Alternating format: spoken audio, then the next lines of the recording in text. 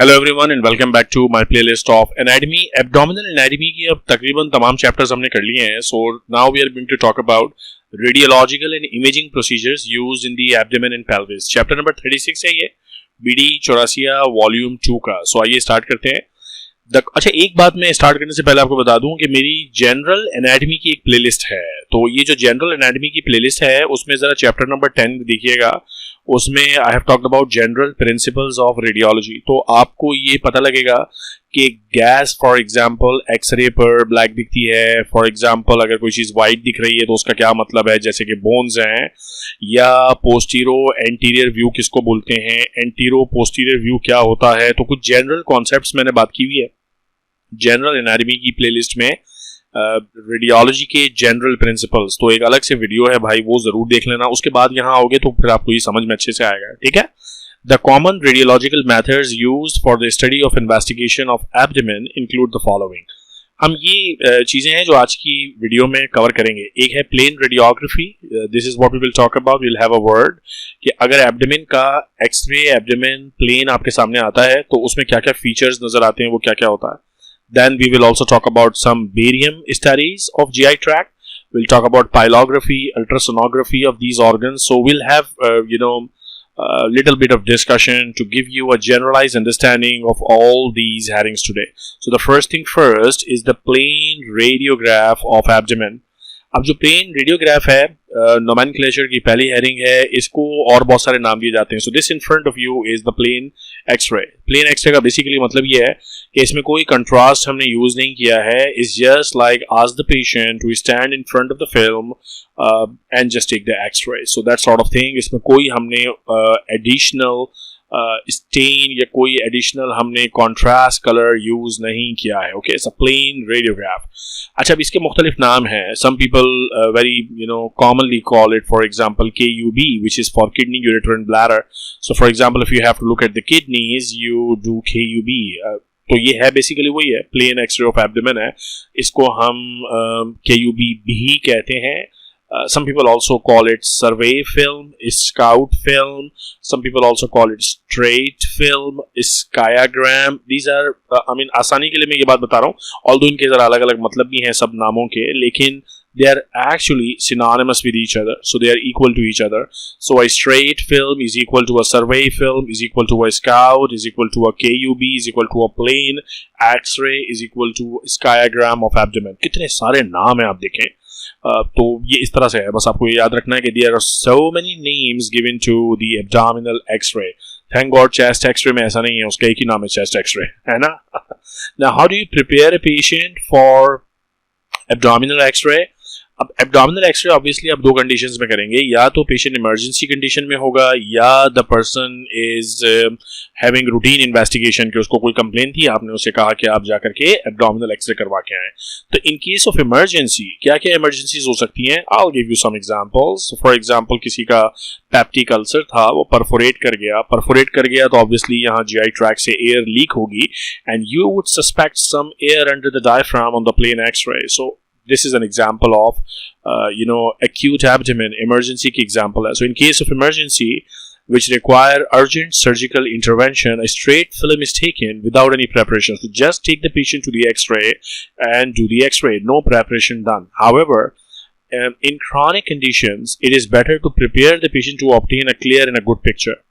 क्यों इम्पॉर्टेंट है ये इम्पॉर्टेंट ये है क्योंकि गाइज यहाँ this is all the bowel, और बाउल के अंदर जाहिर है गैस होनी है और बहुत सारा जो अनडाइजेस्टेड या डाइजेस्टेड फूड पार्टिकल है वो होना है। So you need to prepare the bowel and for that why is it important, by the way, so that you get a clear view of you want to see. Okay, so chronic conditions may it is better to prepare the patient to have a good picture. The object of preparation is to make the GI tract as empty as possible, free from food in the stomach and from gases and fecal matter in the intestine. ये बड़ा ज़रूरी है। I don't know, if you are in clinics already and if you are doing a surgical clinical internship, तो आपको ये बात पता होगी। इसे फॉर एग्जांपल अगर किसी की कोलोनोस्कोपी करनी है तो उस पेशेंट को हम कुछ इंस्ट्रक्शंस देते हैं. We ask the patient to go nil per oral. सो हम उसको कहते हैं भाई कुछ मत खाओ पियो. एक डेजिग्नेटेड टाइम उसको बता देते हैं. सो फॉर एग्जांपल 48 आवर्स तक कहते हैं कि सिर्फ लिक्विड लो, और उसके बाद आपने वो भी रोक देना है लास्ट फ्यू आवर्स में. And we give the patient luxurious. उसको डायरिया इंड्यूस करवाते हैं. डायरिया इसलिए इंड्यूस करवाते हैं ताकि जो भी वेस्ट प्रोडक्ट इंटेस्टाइन में वो क्लीन हो जाए. पर्पस ये है कि ये सारा हिस्सा जो है, जो इंटेस्टाइन का एरिया है, वो खाली हो जाए, ताकि जब हम कोलोनोस्कोप इंसर्ट करें तो हमें क्लियर व्यू मिले. वरना सोचे ना, यहाँ पे असेंडिंग कोलॉन पड़ी है और ये असेंडिंग कोलॉन पूरी फीकल मटेरियल से भरी हुई है. अब आपने इसमें कोलोनोस्कोप डाला तो कैमरे से कुछ नजर ही नहीं आएगा फीसिस के अलावा. So the ideal scenario would be कि आप ये फीसिस बिल्कुल क्लियर कर दें.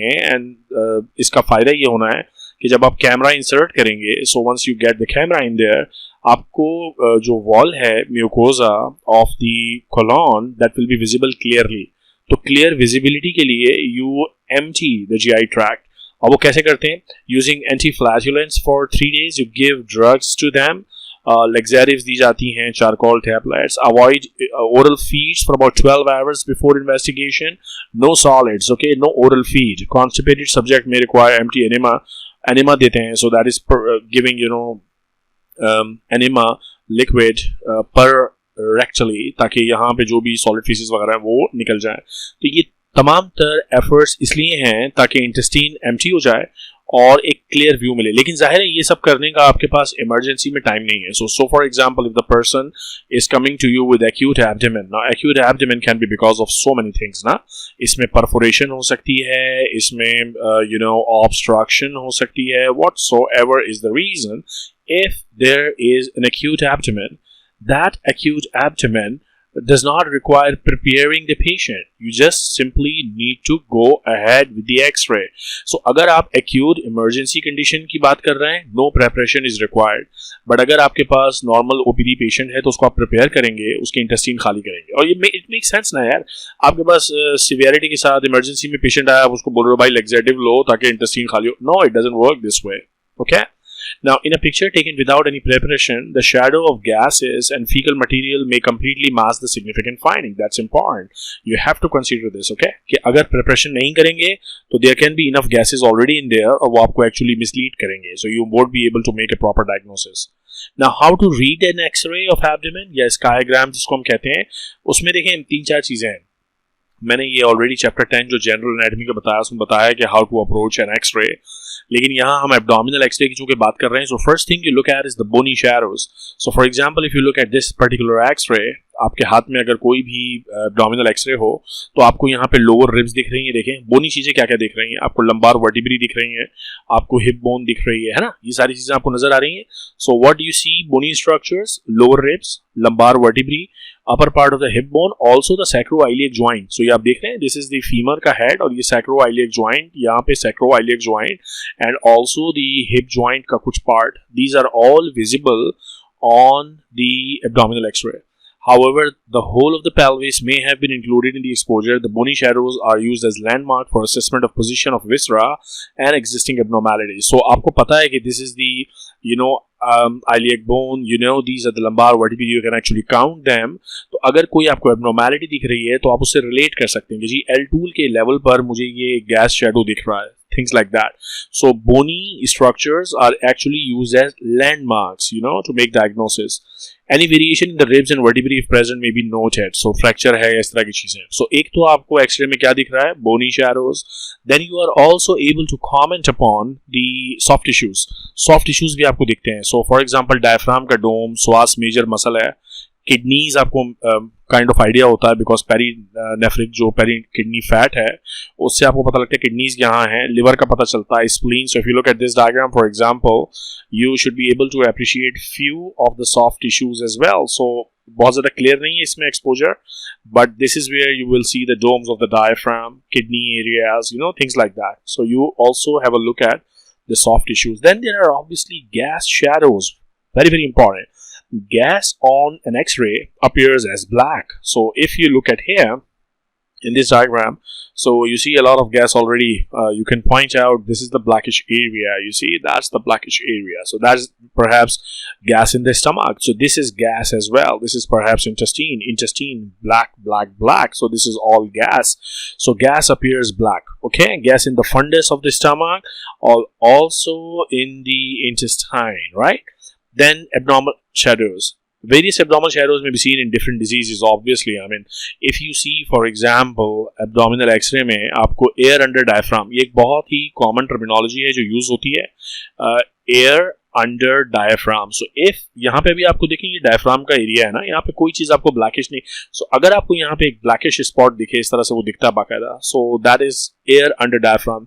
और वो काइंड ऑफ सीरियस चीज़ है, बिकॉज कहीं ना कहीं परफोरेशन हुई है पूरी जीआई ट्रैक में. सो फॉर एग्जांपल स्टमक में अगर परफोरेशन हुई है तो गैस निकलेगी और गैस ऊपर की तरफ मूव करेगी, यहाँ के रुक जाएगी. सो यू सी, बिकॉज यहाँ डायफ्राम है, so you see gas under diaphragm, so air under diaphragm. So this is the disease condition, one of the very very important finding in examination.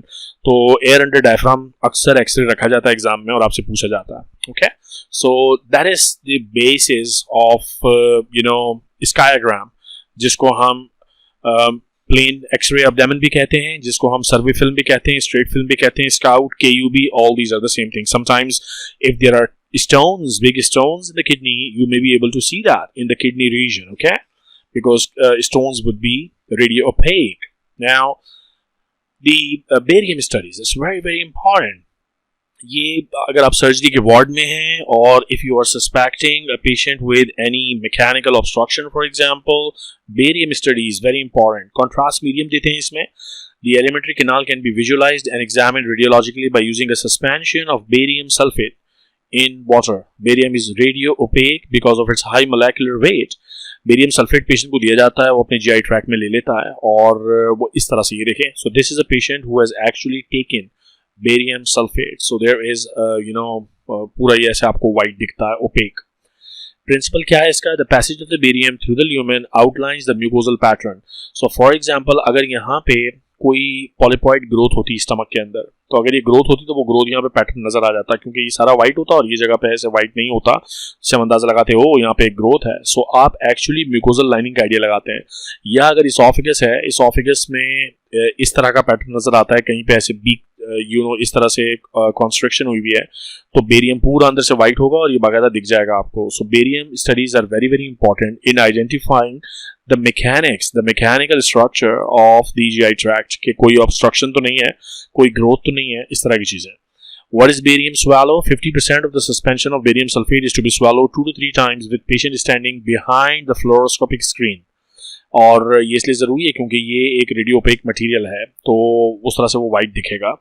Barium swallow shows normal position of the esophagus as it lies posterior to the aortic arch. So that's the principle. It's a radio opaque material, appears white. Okay. Now barial meal examination की preparation क्या है? Basically उसको हम ये barium दे रहे होते हैं.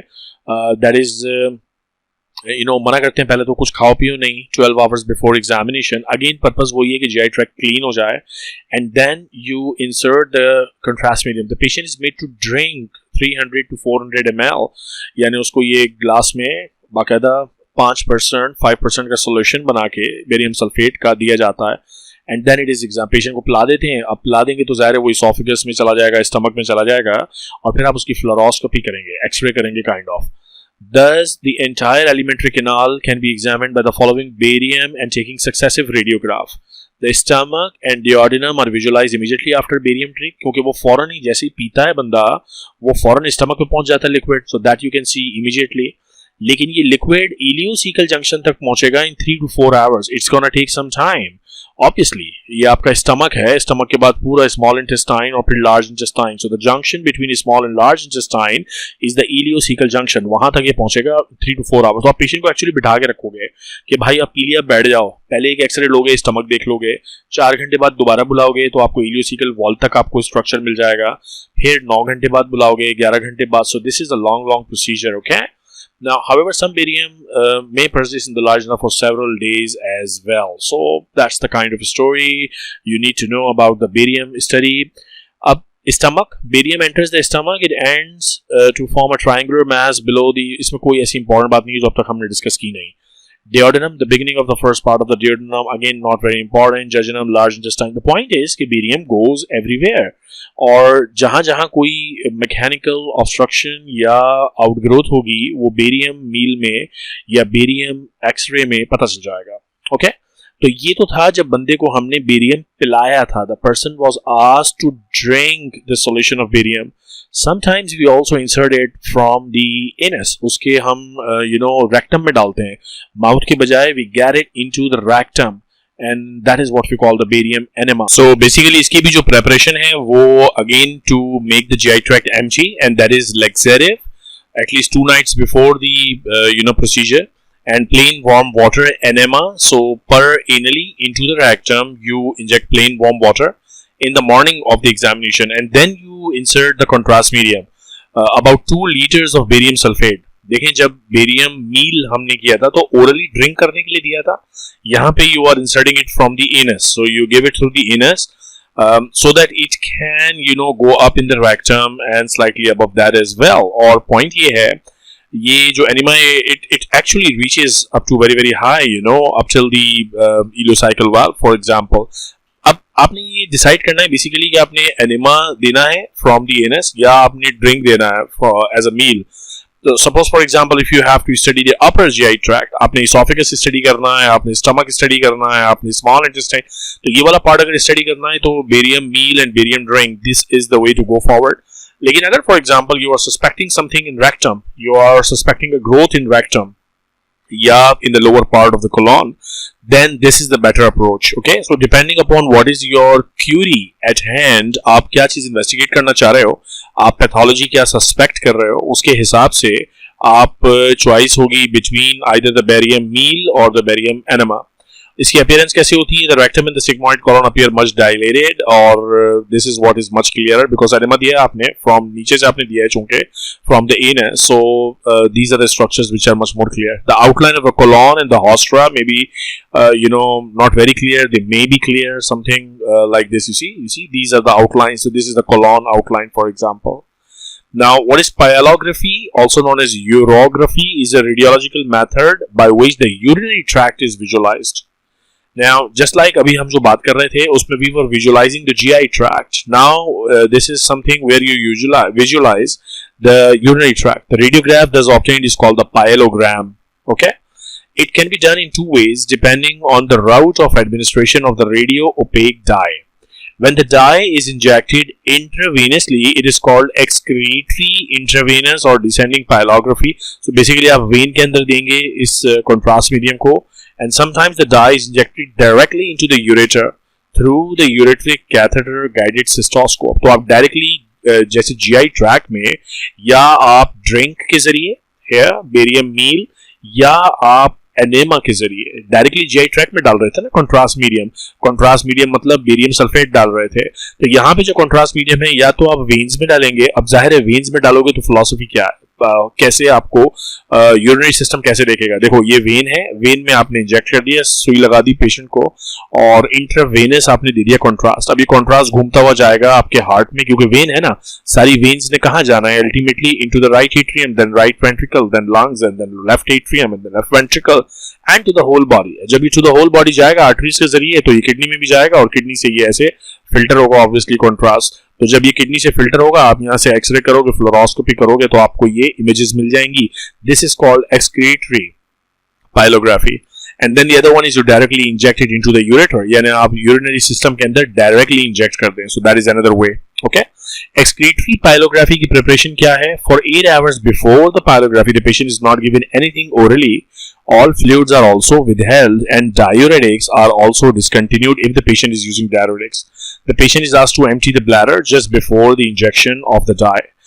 Administration 20 to 40 cc of the warm iodine compound, urograph in 60%. So ये आपके लिए इतना important नहीं है याद रखना कि कौन सा compound use करते हैं, but it is given intravenously. That is important point.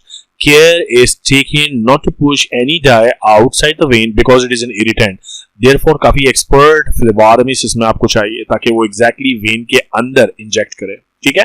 Then exposure का मतलब ये है कि अब फिल्म लेना मतलब एक्सरे फिल्म लेना. Serial skyograms are taken at 5, 15 and 10, 30 minutes तो 5 मिनट पे, 15 मिनट पे, 30 मिनट्स पे आप इमेजेस लेंगे, and that's what you see. This is how you see it. You see the pelvis, you see the ureter, you see all this white structure. This is all the contrast that you use actually. This is the contrast that you used, okay?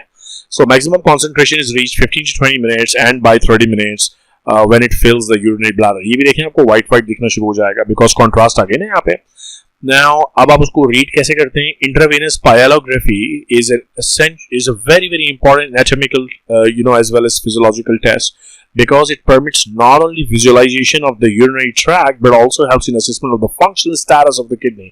क्या मतलब हुआ? देखो मतलब ये हुआ, मैंने अभी आपको पूरी थ्योरी समझाई थी कि जब आप वेन में डालते हैं, so this is the vein for example, आपने कॉन्ट्रास्ट मीडियम इसमें डाल दिया, तो ये कॉन्ट्रास्ट जाएगा आपके हार्ट में, राइट एट्रियम, राइट वेंट्रिकल, उसके बाद लंग्स, वापस आएगा left atrium, left ventricle, into the arteries and going to the kidney. Now अगर किडनी काम ही नहीं कर रही तो जाहिर किडनी इस कॉन्ट्रास्ट को फिल्टर भी नहीं करेगी. तो ये सिर्फ आपको एनाटॉमी नहीं बताता, किडनी की फंक्शनैलिटी भी बताता है. ये बताता है किडनी काम कर रही है कि नहीं कर रही है. ओके, नॉर्मली माइनर क्लाइसिस, मेजर क्लाइसिस, तमाम ये स्ट्रक्चर अब लिखा हुआ है ब्लैडर, ये आपको दिखता है ऑन दी इंट्रावेनस पायलोग्राम. अच्छा, फिर है रिट्रोग्रेड इंस्ट्रूमेंटल और असेंडिंग पायलोग्राफी, जिसमें आप डायरेक्टली डाई इंजेक्ट करते हैं using a cystoscope directly into the urethra और यूरेथ्रा से होते हुए डायरेक्ट यूरेटर के अंदर. तो ये रिवर्स काइंड ऑफ चीज है. तो आपको ये डाई नीचे से आप इंसर्ट करते हो. तो through the catheter 5 to 10 ml of a sterile solution sodium iodide is injected. As renal pelvis is filled to its capacity, patient begins to complain of pain, and this is where you stop further injection. It's kind of a painful procedure. General anesthesia is therefore contraindicated because अगर आप patient को general anaesthesia दोगे और यहाँ से die insert करना शुरू करोगे तो पेशेंट को पेन फील नहीं होगा. पेन फील नहीं होगा तो आप दिए जाओगे, पता ही नहीं चलेगा रुकना कहाँ है, किडनी भर गई, सब कुछ भर गया, आप डाई डाले जा रहे हो. तो ये नहीं करना, एनेस्थीसिया नहीं देना आपको. An ascending pyelogram can be distinguished from a descending pyelogram because only one pelvis is outlined. Important because आप एक यूरेटर के अंदर है. अगर एक्सक्रीटरी पायलोग्राम होगा तो दोनों किडनीज आपको ओपेक दिखेंगी, है ना. The catheter through which the dye is injected can also be seen, so you can actually see on the X-ray the catheter. Okay, right. Then we have to talk about some ultrasonography thing. अगर particularly आपने investigation करनी है, for example gall bladder की, biliary apparatus की, then the investigation of choice is ultrasonography. It can be undertaken on a fasting patient. Gallbladder is seen as a cystic oval, or come on, you know this, कि अगर gall stones आपने investigate करने हैं, so that's the best test and that's the most routine test that you do, है ना. Okay, so however ERCP, which is endoscopic retrograde cholangiopancreatography, can be carried out to outline the intrahepatic radicals, bile duct. ERCP is much more invasive procedure. Ultrasound is a simple procedure, but anyways ERCP के अपने uses हैं, surgery में हम पढ़ेंगे. Oral cholecystography is an outdated method. We don't do it anymore. I'm not going to teach this to you anymore. Ultrasound is important. You see, this is how you see, and that particular one is the ultrasound of the uterus and cervix. So basically, abdominal structures. This one is for pancreas, for example, ultrasound image of the pancreas. So what structures you are seeing. This is basically, that is the aorta. Particularly, this is the spine, aorta. And this is the red thing. You correlate this one with this image, and that's how you can tell and learn actually. Okay, we have inferior vena cava and left renal vein. Then we have the pancreatic structure here going on all the way. This is all pancreas, and this is the splenic vein with the superior mesenteric artery in the middle. So obviously, it takes a lot of experience and skill to identify structures on the ultrasound. But we should start actually having a look at the different X-rays. आपको ultrasound, X-rays अभी से देखना शुरू कर देने चाहिए ताकि आपको ये चीजें समझ में आए वक्त के साथ साथ. Okay. Now, what is hysterosalpingography? Hystero is for uterus, salpingography. So basically, आप female reproductive tract. So this, for example, is a hysterosalpingogram where आप uterus can utilize. आप देख सकते हैं easily where is the uterus. You can visualize that. This is a radiological method by which the uterus and uterine tubes are visualized for their patency. Patency मतलब खुला है uterine tubes या नहीं. The radiograph is known as the hysterosalpingogram. The investigation is done preferably within the first 5 to 10 days of the menstrual cycle. a tight fitting cannula is introduced into the internal os. So here is the cannula in there, via the vagina, obviously, into the internal os of the cervix. The cannula is connected to a syringe through which 5 to 10 ml of iodized oil is injected and the X-ray is taken. So आप एक contrast डाल रहे हैं पर vaginally वो ऊपर जाके तो फिर आप उसकी image ले रहे हैं. And this is how you look at it कि ये जो सारा आपको तो basic principle सब जगह यही है. GI tract में आपने barium sulfate use किया था, फिर आपने iodine derivatives use किए थे for kidney, and now you are again using iodine derivative for hysterosalpingography. Okay. Now, it is usually done to determine the patency of the uterine tube in case of sterility. So, if somebody is complaining of, sterility, infertility, that's one of the investigation also done in the workup of these patients. However, it is also of value in the diagnosis of anomalies of the female genital tract. So, these are all important techniques, guys. So, basically, जो मोटी मोटी बात है वो ये कि what we need to know कि कौन कौन सी रेडियोलॉजिकल इन्वेस्टिगेशन रूटीनली यूज होते हैं related to abdomen and pelvis. So plain radiography for example, barium studies, pyelography, ultrasonography and hysterosalpingography. Now that we have dealt with the complete chapter, you should appreciate कि ये सारी headings हमने cover की हैं. Okay, so these are the techniques which we usually use radiologically, I mean, to confirm various diagnosis of abdomen and pelvic disorders. Okay, so that's all about, guys, this chapter. Short but very important chapter. और मेरा आपको suggestion ये है कि मुख्तलिफ X-rays और ultrasound अगर आप वार्ड्स कर रहे हो तो देखते रहो ताकि आपको पता हो कि what you are looking at. अगर कोई क्यूरी है तो मुझे आप टेक्स्ट करके पूछ भी सकते हो. ठीक है, चलो अपना ख्याल रखना, फिर मिलता हूँ अगली वीडियो में. कोशिश ये करूंगा कि अब नेक्स्ट जो वीडियो में हम बात करें तो कुछ क्लिनिकल मैं एक्सरेज वगैरह डिस्कस कर रहा हूँ एब्डोमेन के, उससे आपका फिर ये मजीद कंफर्म हो जाएगा, मामला पक्का हो जाएगा. यार टेंशन नहीं लेना, कोशिश करता हूँ जितनी कर सकता हूँ कि डॉक्टर आसिफ लेक्चर्स के प्लेटफॉर्म से आपको ज़्यादा से ज़्यादा इन्फॉर्मेशन दी जाए, फ्री ऑफ कॉस्ट दी जाए, so that you can master different subjects of medicine. Okay, all the very best.